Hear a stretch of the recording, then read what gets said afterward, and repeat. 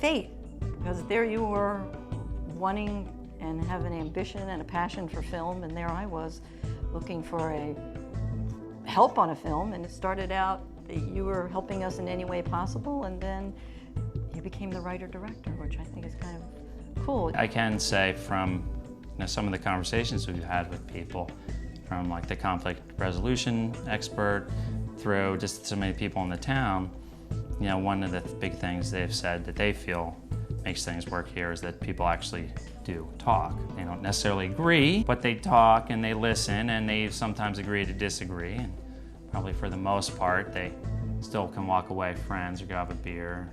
I really do think that our country is changing, and that we're outgrowing our prejudices. And in this film, I wanted to show how it works in a community. But my main goal in doing this was to show new hope, but to inspire other people to, I've been saying, kick it up a notch. In other words, if they're not tolerant of differences, that they become tolerant. And if they're tolerant of differences, they really start to accept them. And if they're accepting, that they start to embrace differences. It does seem to me a little bit that people have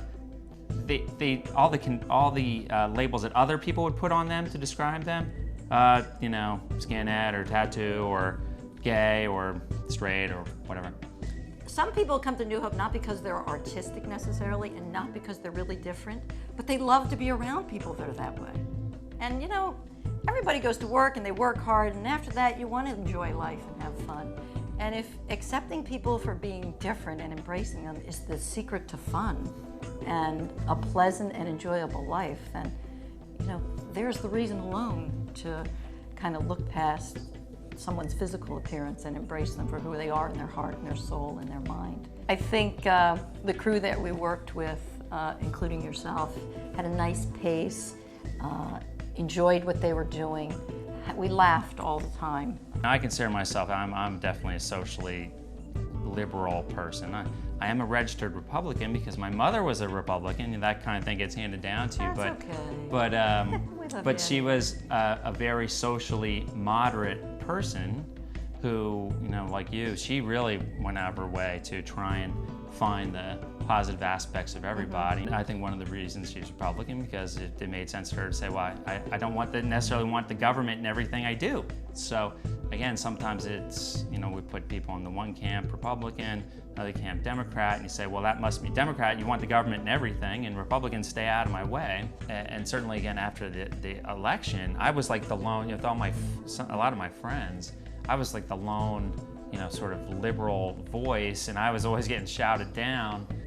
I go to a fundraiser for the project, and there's this person in a crushed velvet dress with a bouffant hairdo, and you say, hey, Doug, this is Pumpkin, and he's like, hey, how's it going? And I was like, wow, I really don't know what to say to this person. Do I say, that's a beautiful dress? Well, thank you very much, he said, but I thought, am I going to offend him when I say something? And as Robin Heidelberg, the conflict resolution expert said, that the first rule of conflict resolution is stop and think. I'm a believer in that if you present a positive situation to people, they might change their attitudes. Too much we depict people as evil and hating and unloving and uncaring, and I just don't think people are like that. I mean, in my heart, I believe people are basically good. But isn't the other side so much more entertaining? Well, yeah, that may be true, and that's what we have struggled as artists on this film and this production of this film. Will people watch a film about something good?